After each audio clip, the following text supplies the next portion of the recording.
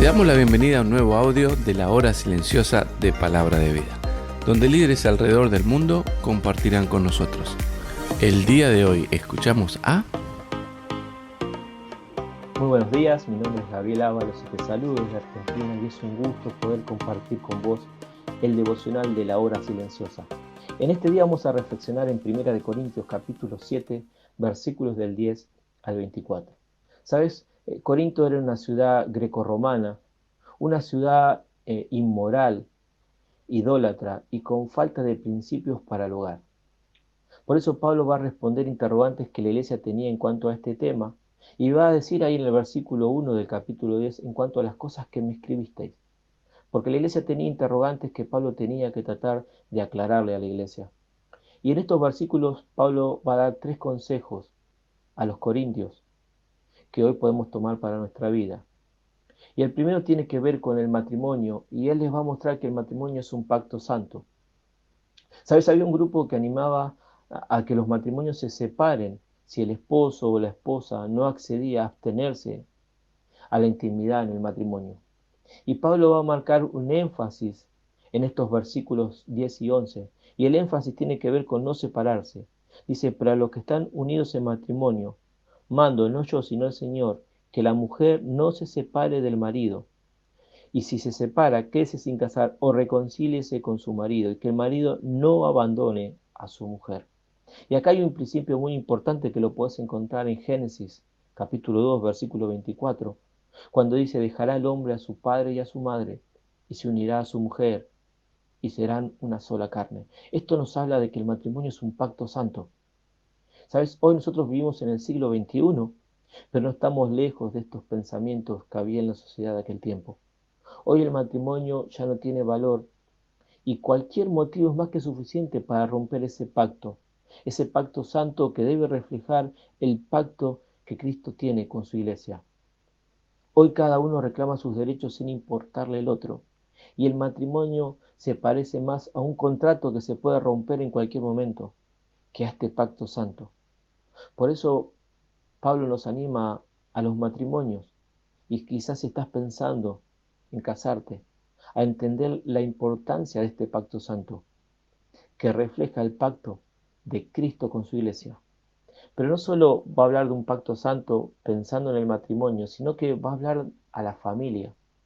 Versículos del 12 al 16 nos va a hablar de la familia y de la importancia de preservar la familia. ¿Sabes? El pensamiento de muchos creyentes era que vivir con un esposo o con una esposa no creyente los iba a contaminar. Y Pablo les va a dejar clara la importancia de preservar la familia. Y va a volver a este énfasis de no abandonar en los versículos 12 y 13.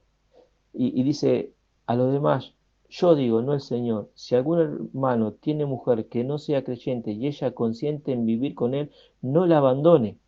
Y si una mujer tiene marido que no sea creyente y él consiente en vivir con ella, no lo abandone. ¿Te das cuenta el énfasis que Pablo va a hacer?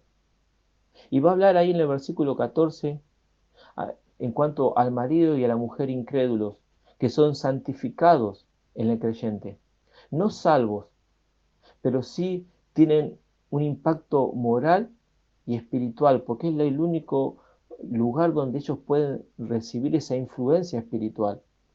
Y también lo va a decir en cuanto a los hijos, versículo 14, cuando dice, vuestros hijos ahora son santos. Y volvemos al mismo concepto, no salvos, pero sí son bendecidos a través del creyente. Por eso el versículo 16 dice, ¿qué sabes tú si harás salvo o salva? ¿Sabes? No hay ninguna garantía de que el esposo o la esposa no creyente vaya a salvarse si permanece dentro del vínculo matrimonial. Pero sí hay un alto porcentaje de que el inconverso pueda conocer a Dios por el testimonio y la vida del creyente. Por eso preservar la familia es lo más importante para Dios. Porque es el primer círculo de influencia no solo en el hogar, sino para la sociedad. Pero no solo va a hablar en cuanto al matrimonio y de este pacto santo, no solo de la importancia de preservar la familia como el primer círculo de influencia, sino que va a hablar de permanecer fiel o permanecer en el llamado. Y es quizás el resumen de lo que Pablo viene hablando. Versículo 17 va a decir, como Dios lo llamó a cada uno, así haga. Versículo 18, cada uno en el estado en que fue llamado, en él se quede. Versículo 24, cada uno en el estado en que fue llamado, así permanezca. Y va a dar algunos ejemplos. Va a hablar de la circuncisión, de la esclavitud. Y acá lo importante no era si eras circunciso o no, si eras esclavo o libre. Si podés ser libre, dice Pablo, procuralo más. Pero acá lo importante era el llamado. ¿Cómo fuiste llamado? Por eso no te des prisa por cambiar las circunstancias externas de tu vida. A veces los extremos no son buenos. A veces sobrevaloramos si somos casados, si sos soltero. Pero ¿sabes? Eso no es lo importante. Lo importante es permanecer firmes y fieles al Señor en el llamado, siendo solteros o siendo casados. La pregunta es, ¿a dónde está puesta nuestra identidad? ¿Está puesta quizás en tu soltería? ¿Está puesta en tu matrimonio? ¿Está puesta en una relación? ¿Sabes? Eso no es lo más importante. Lo más importante es que nuestra identidad debe estar puesta en Cristo, porque por precio fuiste comprados, dice. A veces puedes ser esclavo de una relación, puedes ser esclavo de tu soltería, hacer de tu soltería el centro. Tu identidad y mi identidad deben estar puestas y permanecer firmes en el Señor.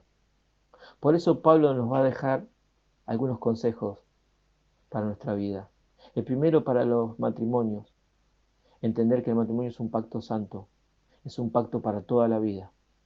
En segundo lugar, para la familia en general, lo importante de preservar la familia siendo de impacto no solo moral y espiritual para el hogar, sino para la sociedad, como el círculo de influencia que tenemos.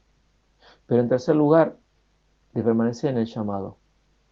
No te des prisa por cambiar tus circunstancias externas, porque lo importante es permanecer firmes y fieles a Cristo.